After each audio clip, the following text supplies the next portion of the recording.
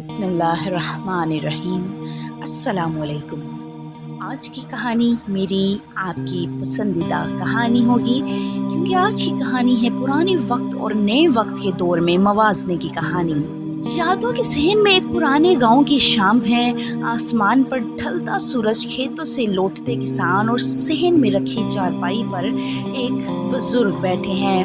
उनके सामने उनका पोता मोबाइल में गेम खेल रहा है। दादाजी ने मुस्कुराकर पोते को देखा और कहा, बेटा एक बात पूछूं? पोता नजरें मोबाइल से हटाए बगैर बोला, जी दादाजी पूछें।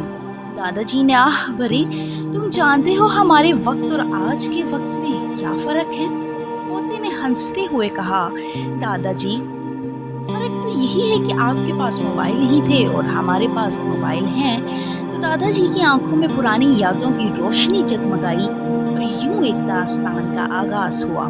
पुराने वक्त का रंग। दादाजी ने आसमान की तरफ देखा कि जैसे पुरानी तस्वीरें उनकी आंखों के सामने आ रही हों। हमारे वक्त में बेटा जिंदगी बहुत सादा थी। घर मिट्टी के थे, फर्श ठंडे थे, छतें कच्ची थी, लेकिन दिलों में मोहब्बत का खजाना था। वो बोले, खाने की मेज पर एक सालन और 2 रोटियां होती, मगर सब घर वाले एक साथ बैठकर खाते। अगर किसी के घर हंडिया पकती तो आधी गली में तकसीम कर दी जाती।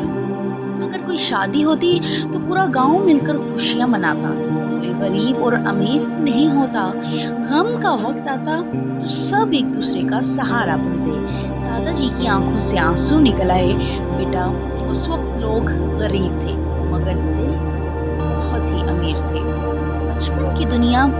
दादाजी हंसते हुए कहते हैं, हमारे खेल भी तुम्हारे खेल से अलग थे। हम मिट्टी में खेलते, गुल्ली डंडा, कंचे, पतंगबाजी और सारी शाम हंसी खुशी गुजार दी जाती।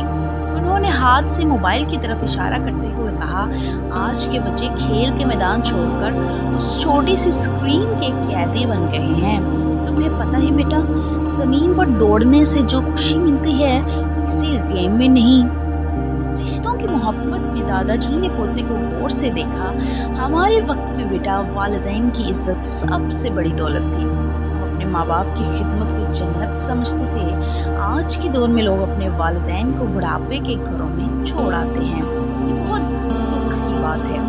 पोते की नजरें झुक गई। वो जानता था दादाजी सही कह रहे हैं।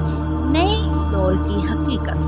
फिर दादाजी ने बात बदलते हुए कहा, लेकिन वक्त रुक नहीं सकता, ज़माना बदलना ही था। अब देखो, बिजली है, टीवी है, मोबाइल है, इंटरनेट है, हर चीज़ आसान हो गई है, लेकिन दिलों में सुकून कम हो गया है। उन्होंने कहा, पहले खाने की मेज़ पर डिशेस ज़्यादा हैं, मगर कोई साथ नहीं खाता।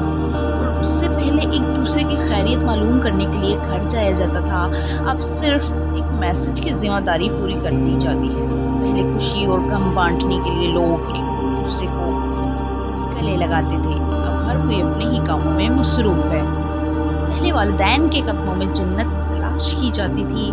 अब लोग कैरियर के पीछे भागते भागते वालिदैन को भूल जाते हैं। दादाजी ने आह भरी, बेटा आसाइशें बढ़ गई हैं, लेकिन मोहब्बतें कम हो गई हैं। चीज़ें ज़्यादा हो गई हैं, मगर बरकत ख़त्म हो गई है। नसीहत। दादाजी ने पोते का मोबाइल बंद किया और दादाजी ने अपने पोते को बताया कि नए और पुराने दौर में क्या फ़र्क है। अब पोते ने दादाजी की बात सुनकर अपना मोबाइल बंद किया और दादाजी से कहा कि आप बिल्कुल परेशान ना हो।